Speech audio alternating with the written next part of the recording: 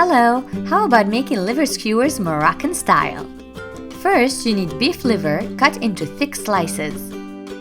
Grill them on a hot grilling pan for a few minutes on each side until they are half cooked.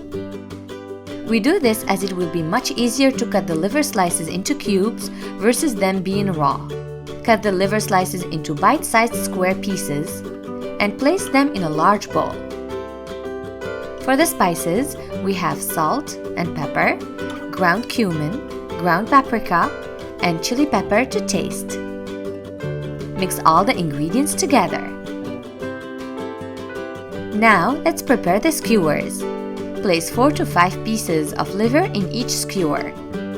Heat a grilling pan over medium heat.